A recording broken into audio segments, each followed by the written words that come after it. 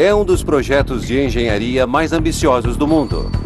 Uma gigantesca usina hidrelétrica gerando mais energia do que qualquer outra no planeta. Para construí-la, o trajeto de um grande rio sul-americano será bloqueado. Milhares de hectares de hábitat animal e dezenas de milhares de casas desaparecerão numa enorme inundação.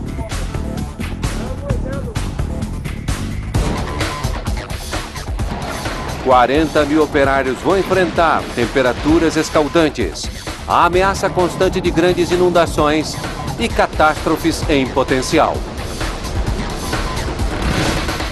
Seriam necessários 7 longos anos para construir a usina de Itaipu, a um custo enorme.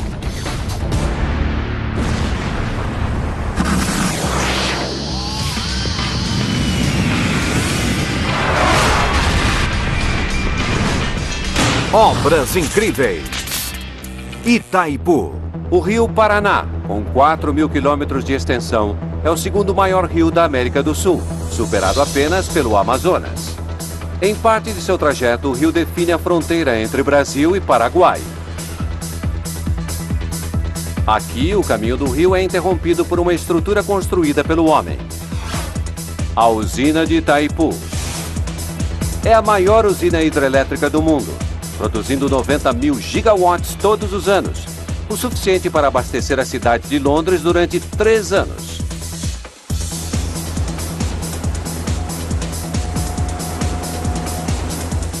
Com 7 quilômetros de extensão, é 2,5 vezes mais longa que a ponte Humber, na Inglaterra, e tem uma altura equivalente a um prédio de 65 andares.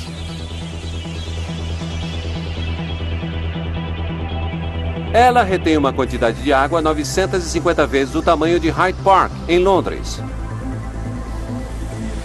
E a água cai pela barragem como uma gigantesca cachoeira artificial para produzir eletricidade. Mas foram necessários um exército de 40 mil operários e $20 bilhões para construir essa estrutura monstruosa, um custo quase 50 vezes maior que o da barragem Hoover. Itaipu está em um dos recantos mais remotos do planeta. E então, por que a mais ambiciosa e poderosa usina do mundo foi construída aqui? Nos anos 60, o Brasil está prosperando. A economia cresce 10% ao ano e a população se multiplica.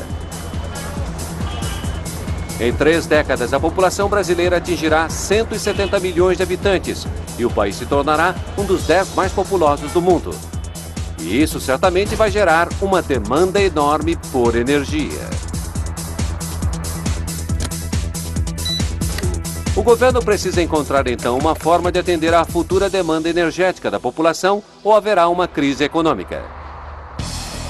O país não tem petróleo e gás suficientes para evitar uma crise energética e não há dinheiro suficiente para importar combustíveis. Alguém, então, tem uma grande ideia. Por que não usar um recurso natural abundante e gratuito? A água. 10% de toda a água doce do mundo está no Brasil. Seus 40 mil quilômetros de rios podem dar a volta no planeta. Se a água puder ser utilizada pela tecnologia hidrelétrica, a demanda de energia seria atendida sem a necessidade de importação de combustíveis. O Brasil pensa alto. O governo quer fazer uma usina que supra grande parte das necessidades energéticas do país. Não seria fácil encontrar o local ideal para uma usina tão grande. O rio precisaria ter um volume de água grande o bastante para produzir a energia necessária. O rio deveria fluir por margens estreitas e ter um leito rochoso forte o bastante para suportar o peso de uma barragem. Este é o local mais óbvio. O rio Iguaçu alimenta uma das maiores quedas d'água no Brasil, mas tem somente 1/8 da água necessária para a grande usina. 1 a 1, engenheiros verificam outros 50 locais. Finalmente, o lugar perfeito é encontrado.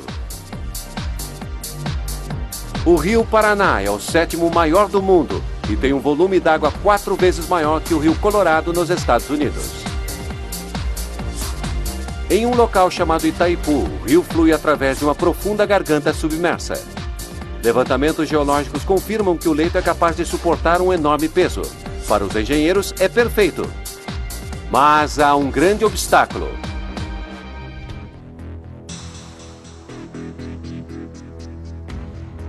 A garganta fica na fronteira entre o Brasil e seu antigo inimigo, o Paraguai. No século XIX, os dois países travaram uma guerra. O Paraguai perdeu metade de seu território e metade de sua população foi morta. Mesmo 100 anos depois, ainda há desconfiança entre os dois povos. Em 1966, começam as negociações entre os dois países. O projeto da usina fica suspenso durante 7 anos.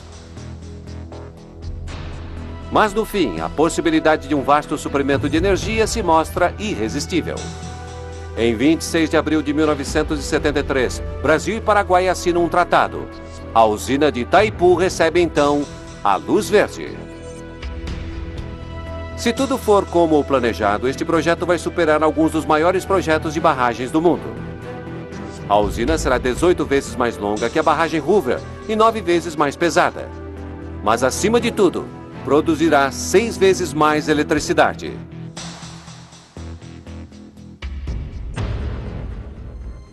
Mas a mais poderosa hidrelétrica do mundo exigirá sacrifícios. O bloqueio do Rio Paraná vai criar um enorme reservatório para alimentar as turbinas elétricas. Mas também vai submergir o Vale do Rio sob 100 metros de água. Uma vasta área agrícola e de floresta será inundada para alimentar a usina. Dezenas de milhares de pessoas perderão seus lares.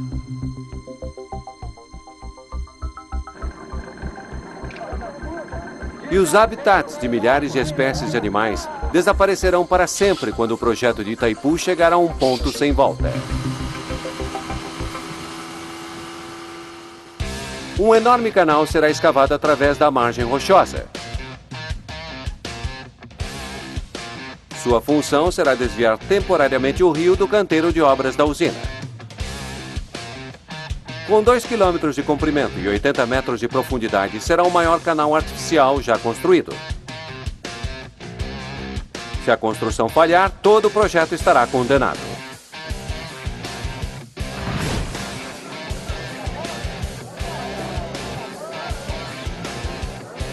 2 de maio de 1975. Tem início a construção da usina de Itaipu. O primeiro trabalho é fazer o canal para desviar o rio.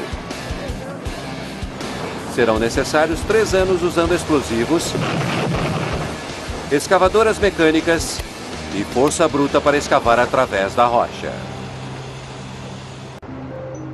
Enquanto isso, o custo ambiental da usina é calculado. Depois de construída, a barragem de Itaipu transformará o Vale do Rio Paraná num gigantesco reservatório. Uma área 2 vezes maior que Chicago será coberta por 100 metros de água. Enquanto a escavação está em andamento, consultores ambientais são chamados. Sua tarefa é avaliar que animais e plantas podem ser salvos da inundação. É o primeiro projeto de uma usina que elabora um grande plano de resgate, mas nesta etapa há somente 17 pessoas envolvidas e na maioria voluntários. É um trabalho difícil. Se o plano de resgate não for concluído antes da inundação do vale, milhares de animais morrerão e espécies ameaçadas também podem ser afetadas. Magico vermelho. Cerca de 40 mil pessoas também vivem aqui. Vilarejos e fazendas inteiras, algumas delas ocupadas pela mesma família há gerações, serão cobertas pela água. Os donos terão de ser indenizados, mas as autoridades precisam decidir o quanto pagar. É um dos maiores trabalhos de avaliação imobiliária do mundo e foram necessários 4 anos para ser finalizado.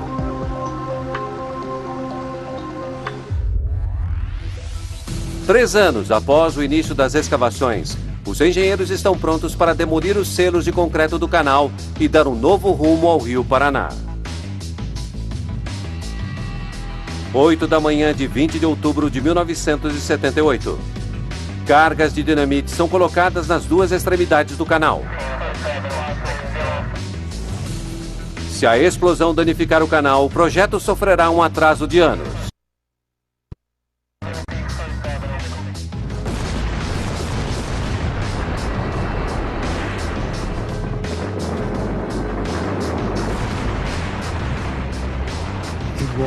Foi um momento fantástico, incrível. A explosão lembrou fogos de artifício.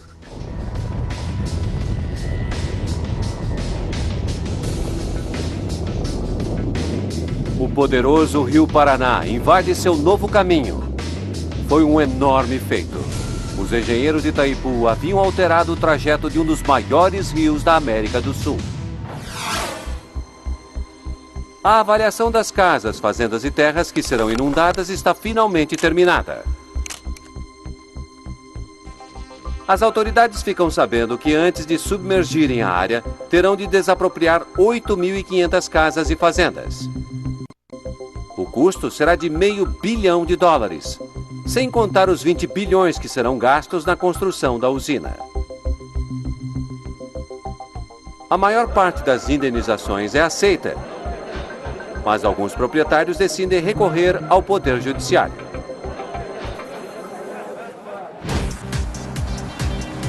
Os engenheiros concentram-se em cumprir os prazos. Eles precisam de mais operários, um exército deles. Mas o Vale do Paraná é remoto e pouco habitado. Sua única cidade, Foz do Iguaçu, é um pequeno assentamento fronteiriço.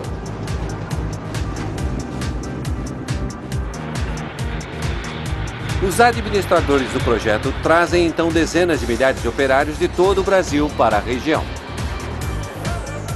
Toda a infraestrutura necessária a uma cidade, de escolas e hospitais a igrejas, precisa ser construída. Novas casas são construídas para os operários. Mas o crescimento da cidade será rápido o bastante para sustentar a construção de uma das maiores usinas do mundo?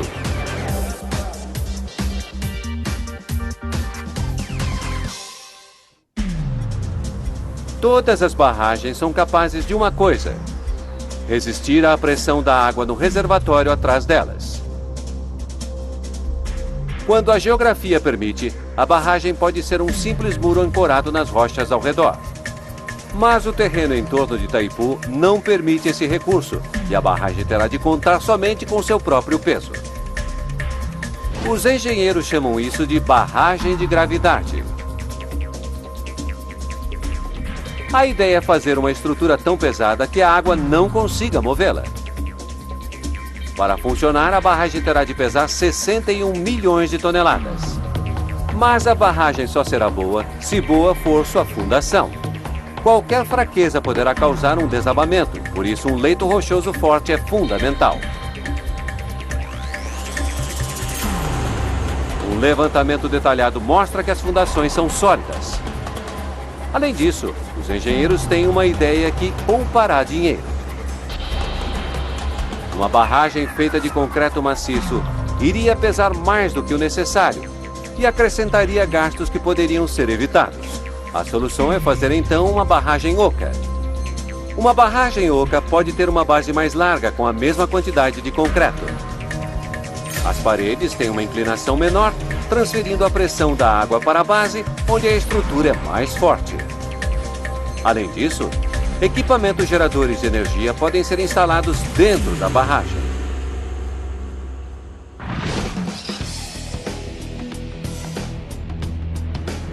Junho de 1979.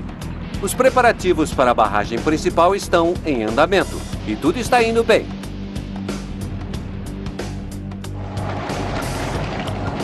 Mas então o trabalho é interrompido de forma abrupta.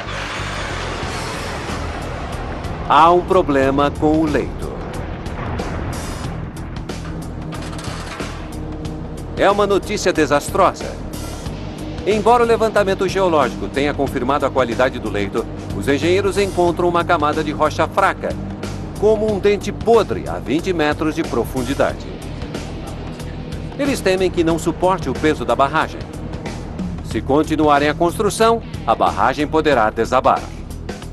Túneis são escavados na rocha para se investigar a camada suspeita. Operários aguardam parados, enquanto engenheiros e geólogos lidam com o problema. Como se fossem dentistas, os engenheiros vão perfurar a rocha problemática e preenchê-la com concreto de alta resistência. O problema será resolvido, mas o trabalho extra levará meses e acrescentará 20 milhões de dólares ao orçamento.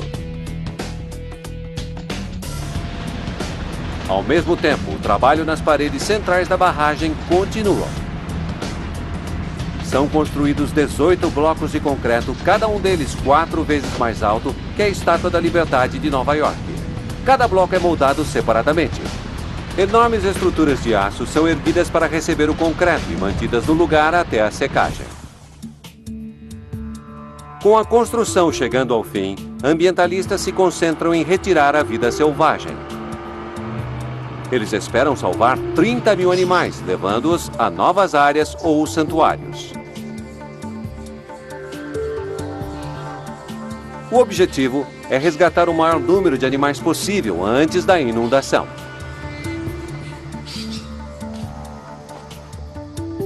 O trabalho de realocação de 8.500 famílias também está em andamento.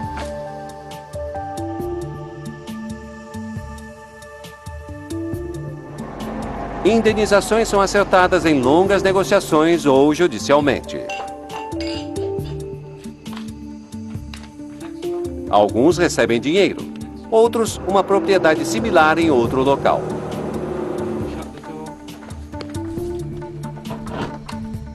Muitas dessas famílias viveram e plantaram no Vale do Paraná por gerações.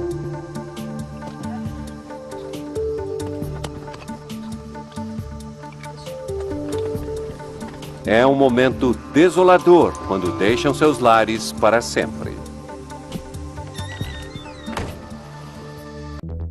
Outubro de 1982. 7 anos após o início da construção, chega o grande dia. As enormes comportas no canal que faz o desvio do rio são fechadas. O Rio Paraná volta a fluir por seu curso original, enchendo o reservatório. Agora, não há como deter a água.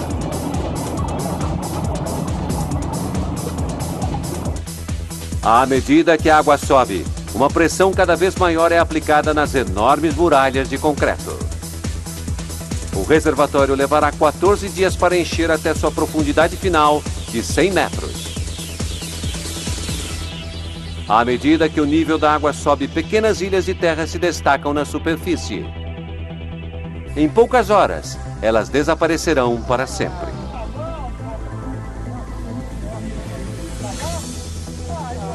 Por enquanto, elas fornecem um último refúgio para animais amedrontados. As equipes de resgate continuam os esforços para salvá-los, antes que seja tarde demais. Em pouco tempo, restam apenas o topo das árvores para os animais, dificultando um pouco o trabalho das equipes de resgate. Apesar de alguns arranhões e mordidas, os resgatadores conseguem escapar relativamente ilesos.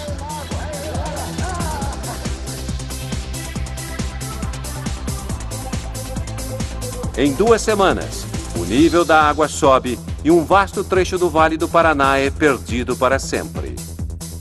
O reservatório de Itaipu agora estende-se até onde os olhos conseguem ver.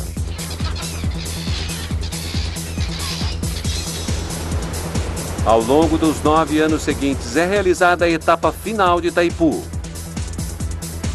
Com a barragem terminada, tem início os trabalhos na usina hidrelétrica.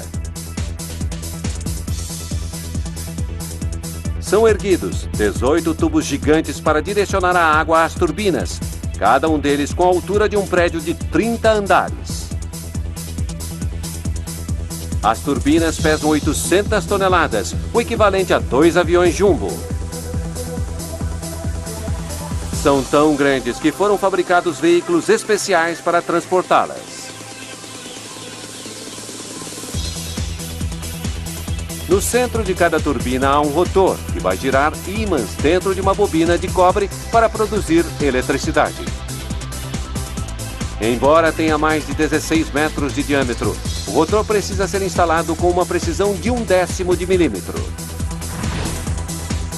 A maior parte da energia gerada por Itaipu é destinada a São Paulo e Rio de Janeiro. As duas cidades ficam a mais de 1.000 quilômetros de distância da usina.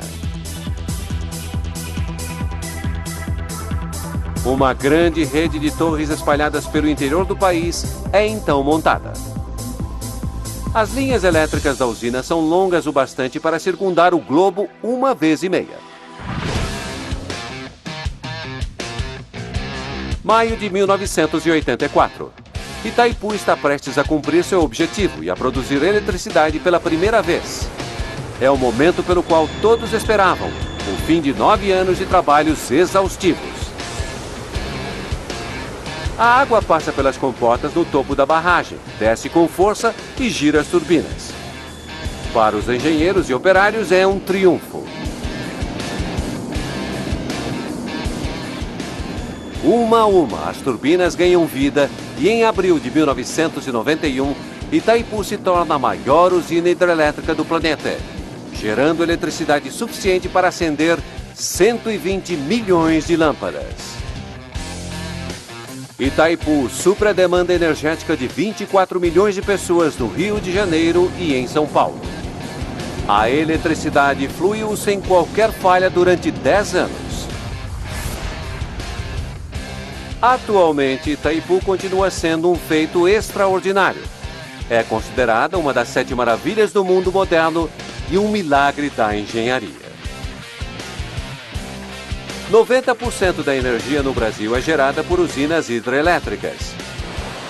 Usinas como esta contribuem com o crescimento das cidades e das indústrias e levam eletricidade a moradores de áreas remotas do país.